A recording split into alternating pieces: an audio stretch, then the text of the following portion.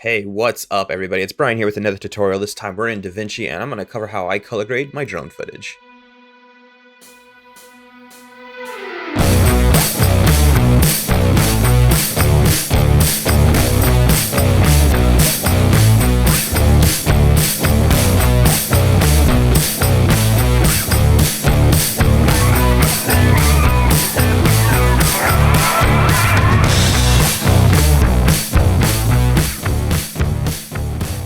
Recently, I got the question on how I'm color grading my Mavic Air 2 footage, which is DJI Cinelike, straight out of the drone. I posted something on Reddit, and a lot of people seem to really like the color grade, even though I felt like I pushed it over the cliff. So in this tutorial, we're not going to push it over the cliff, but we are going to get a nice shot out of this flat footage that comes straight out of the drone. Now, before we start, let's break down the footage like we should always do, because if you don't know what you're doing as you come in and you start making changes, you may affect an area of your plate that you don't want to affect. So let's break this down.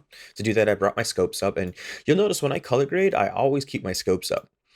Also, fun fact, this is a tutorial, so I can only use one screen, but if you're just getting started in DaVinci or editing in any software or even doing visual effects, I highly recommend getting 2, 3 screens maybe if you need it. It's just going to make your life so much easier. Another thing also too is make sure your monitors are properly calibrated. In this case, I'm using a 10-bit monitor to my side so I can watch what I'm doing. However, when you see this at home on YouTube, you're not going to be able to see that because YouTube does not compress in 10-bit, it compresses in 8-bit.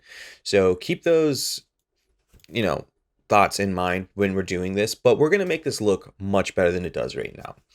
You know, when you first get the drone and if you don't really understand what you're doing, you shoot in DJI Cinelike and it's nothing really special to look at, right? And that's because it's shooting in a very flat color space.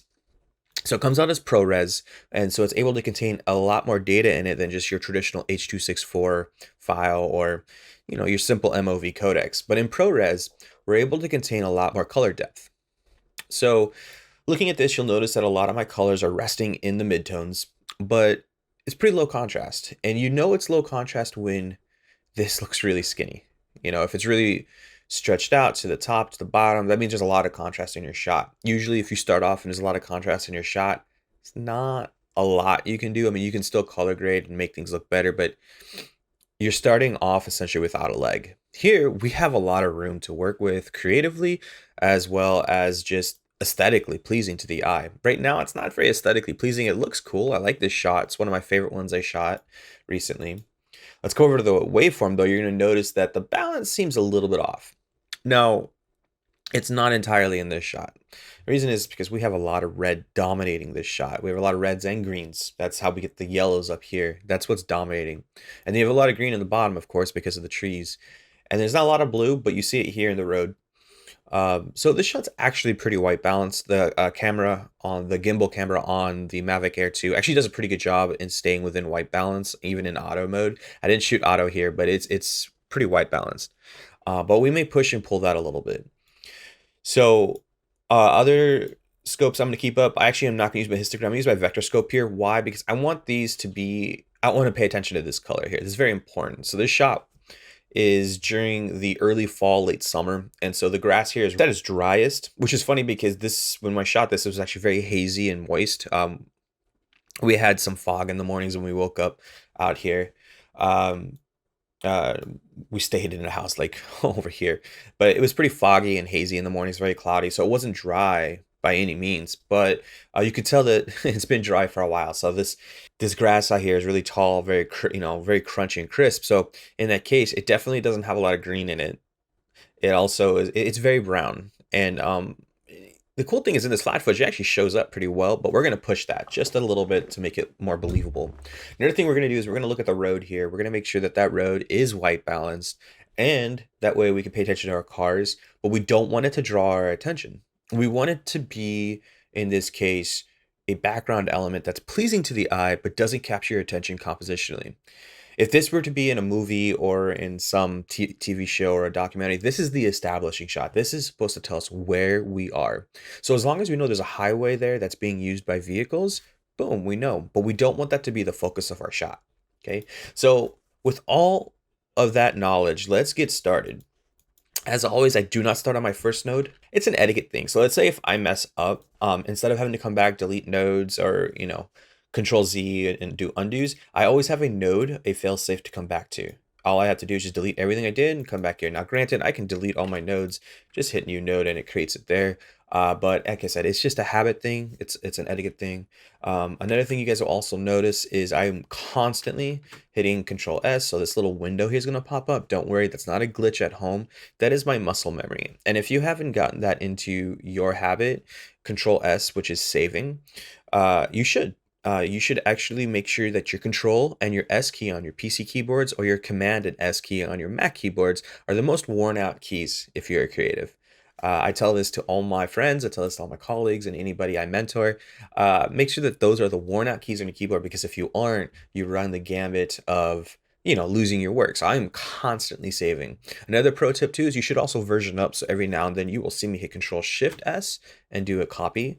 I don't think I will in this tutorial, but you guys know I do that. So, all right, so the first thing I want to do on this new node is I want to denoise. Now, if you're new to Mavic footage, especially Mavic Air, when it's a little bit darker and underexposed, the noise really, really pops. And there's not a lot you can do about it. The recommendation is just to shoot in better light.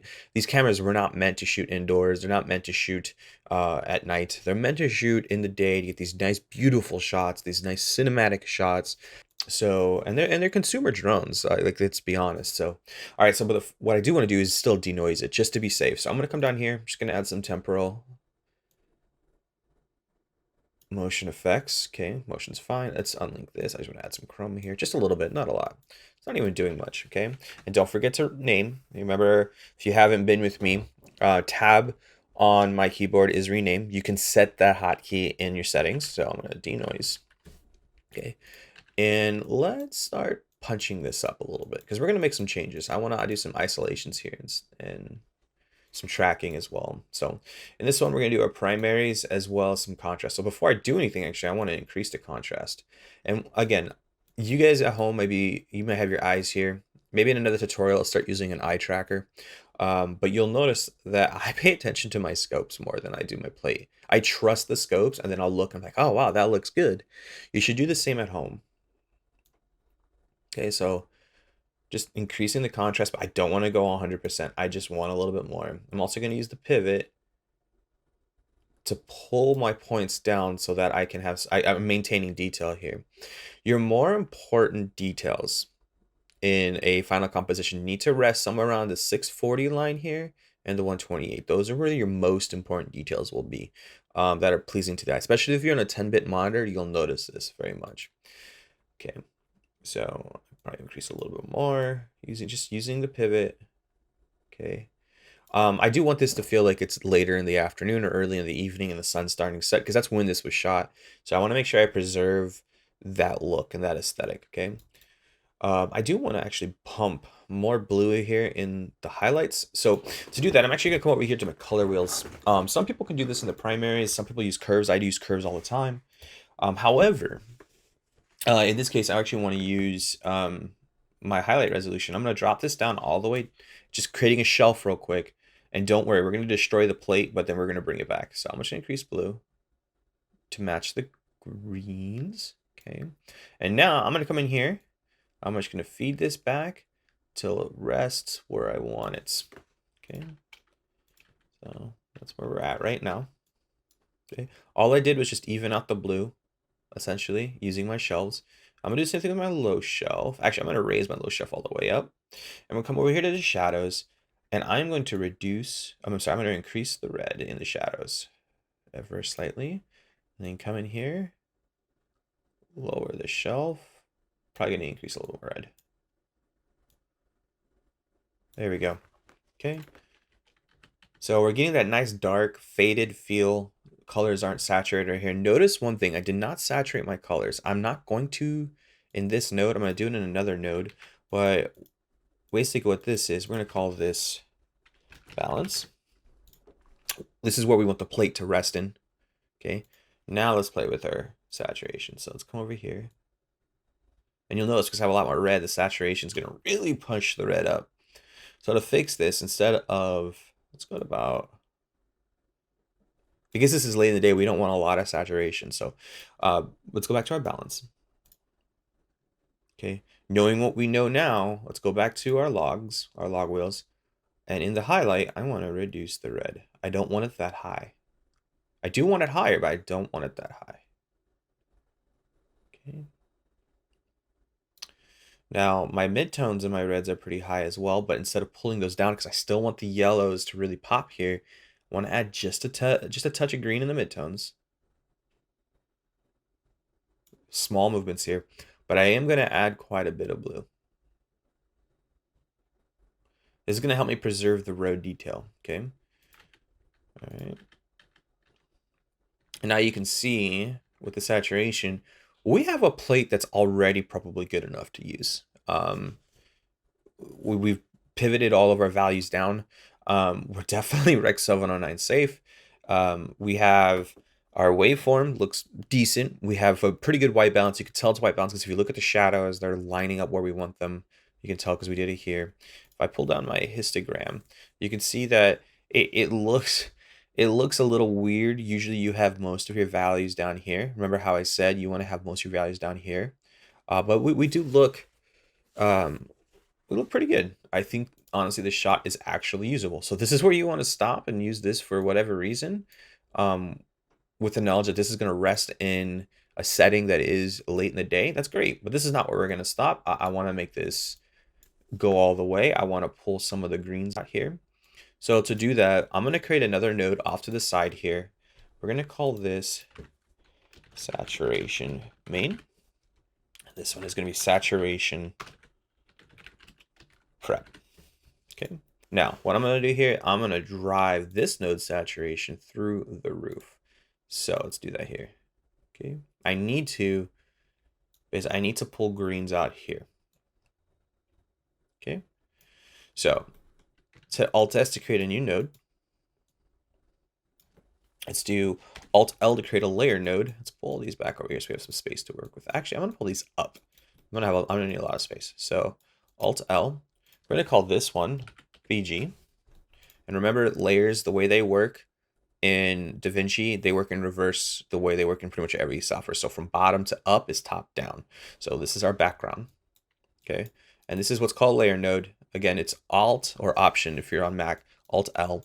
So this one, I'm gonna call this one. Let's call this yellow grass. Alt L. Green trees. Alt L. Let's call this road. Okay, it's good to start. I'm gonna disable this node, and start with just my grass. I'm gonna grab a qualifier.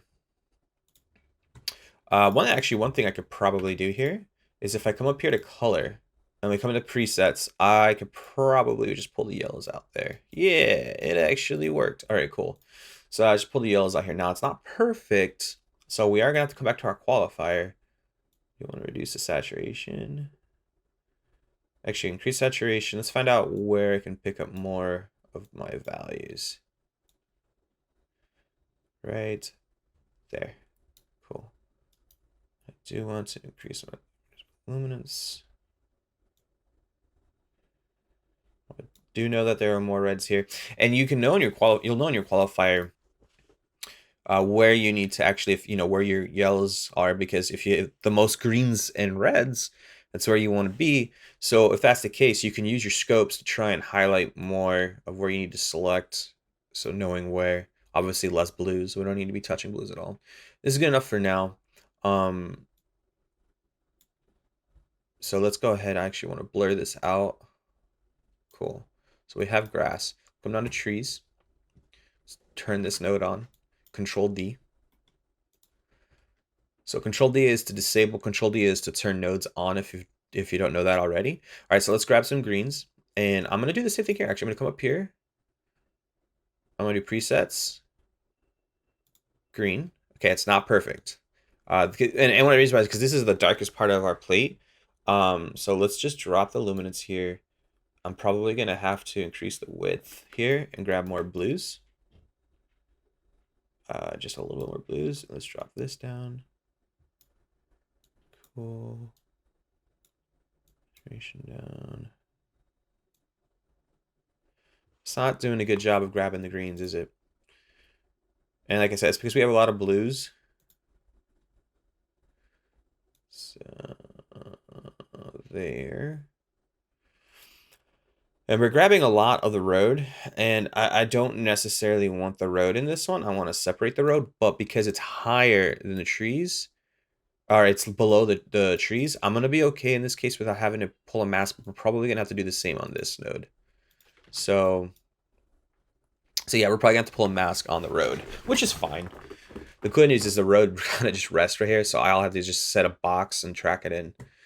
So yeah, that's exactly what's going on. So let's try and get more green before I do anything. No red. I don't want any reds. Okay. Let's blur this out. And that's good. All right, so now let's do the road. Okay, same thing.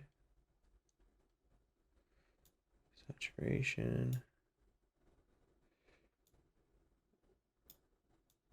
Okay, it's got most of the road in it. There we go. That's what I want right there. Okay, let's blur this out. Cool. Now I am gonna pull a mask here. So what I'm gonna do is I'm gonna come in here. Let's go to my masking tool. Let's pull a rectangle. Make sure you're on the first frame here for this to work.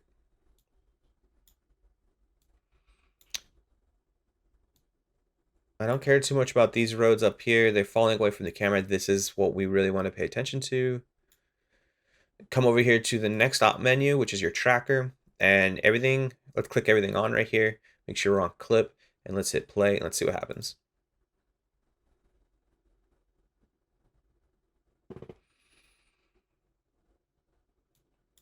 Okay, so I lost a little bit of information here. So all I'm gonna do is I'm just gonna take this, I'm gonna drag this forward. And it's pretty good. So our track is good. Cool. I do want to come back here and soften this up just a little bit. Cool.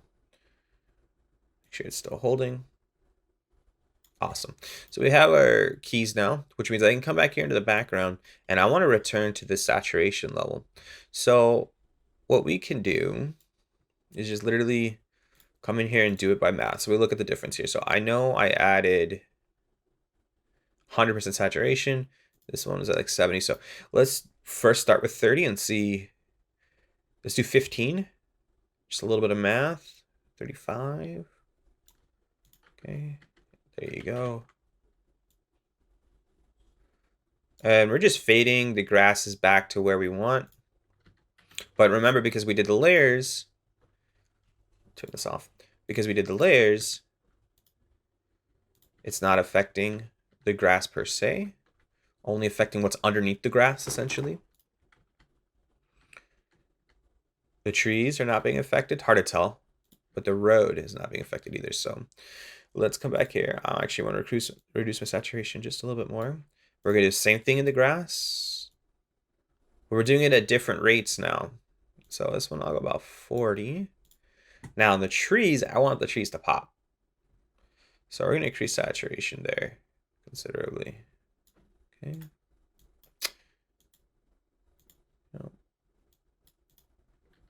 Now here's one thing I do want to do in the trees. Let's come over here to our primary wheels. In our midtones, do want to increase green. There we go. Don't worry about this right now. You'll notice we destroyed our white balance. That's okay. We're going to fix it here soon. But I do want to increase green. Okay. Let's go over here to log wheels now. Let's lower this down.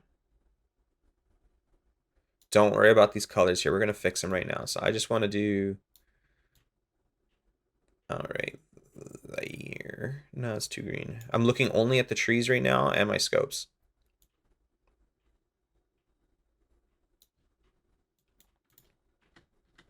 Okay. Bring this back.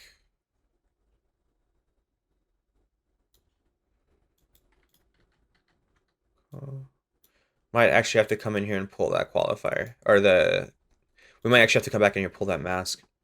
This is not working. There's too much greens being added into these values here. This is part of the process, guys. Sometimes we just make those mistakes. And as artists, we just have to recognize them. I don't necessarily say mistakes. A lot of times they're going to be happy little accidents, but I wonder. Let's hold off on the trees for now. I just want to come down to the road. One thing I do want to do is I'm going to use a curves tool on this one, and I do want to add more contrast to this road. Like I said, making it stand out, but not too much. Okay. Let's take a look at that. And honestly, I don't even think I need to do anything with the trees. They're not distracting to me. They look pretty good. So let's skip the trees for now. I'm just gonna delete that. And let's look at where we're at. That's where we started. That's where we are. And again, it looks great. Okay, making sure that my grays up here look good. Let's check, see if I'm still in safe. I know I'm still in safe. This is a really undersaturated plate. Okay, remember we kind of pushed some white balance issues with the trees, but we also did in a couple of other nodes. They're resting okay. It's not bad. Our whites look good on the vehicles.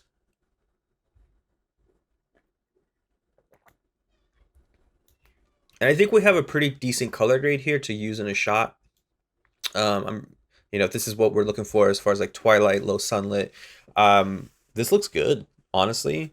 But let's take this to the creative finish, like we would if we're gonna put this into the plate. Since we're in DaVinci, I'm gonna do something pretty cool here. As you guys know, a lot of my footage is widescreen that I post. I like widescreen format, especially for establishing shots. So we're gonna do that here. I'm gonna show you guys how I do it. The trick is I don't shoot widescreen. I convert. So I'll show you how I do it in DaVinci. In another tutorial, I'm going to show how I do it in Premiere. So let's hit pause here and stop that. Let's just come to the middle. Now I'm going to come back in DaVinci. If you're in 16, you can come over here to your edit. And then what I want to do is in my effects library, let's type in adjustment. You can type in ADJ, it'll come right up. I'm going to drag an adjustment clip. Oops, right over. Drag that over to the ends. Now on the adjustment clip, I'm going to come down and double click cropping. Now I've already done the math for you guys. This is a 1080 plate. So if I come over here and I type in 140 on the top, 140 on the bottom, you'll get your aspect ratio bars, and now we're widescreen. And since I did it on the adjustment layer, I can actually come up here now and I can push pull my position on the y-axis to really get this shot to rest where I want it. The one thing that sucks about going widescreen is I lose this up here. So depending on what you're looking for, you can frame this, or whatever the director is looking for, you can frame this how the director wants it. And usually, honestly, I'm going to be frank with you, you wouldn't do this as the colorist, but since I'm the generalist here on this shot, I can do whatever I want. I'm the director as well. So I'm just going to leave it here. I do miss the cliffs in the shot, but they're not really doing much for me, so I'll just rest it right there. Awesome. And now let's come back to the color tab. Now, one thing you need to know, let's turn on our clips. Since we added the adjustment clip, it's going to show up now here. You can make color adjustments on your adjustment layer, but we're not going to do that since we're color grading on the clip itself here.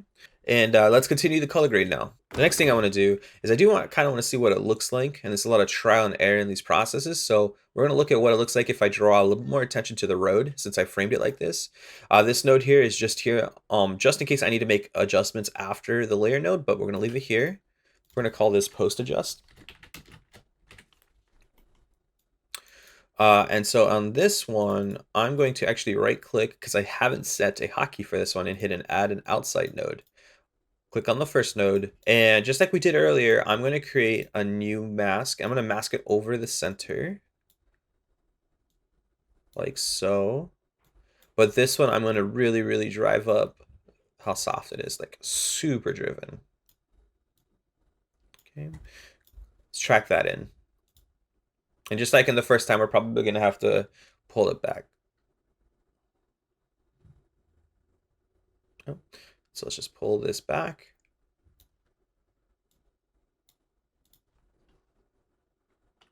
Looks pretty good. Cool. This is what we wanted.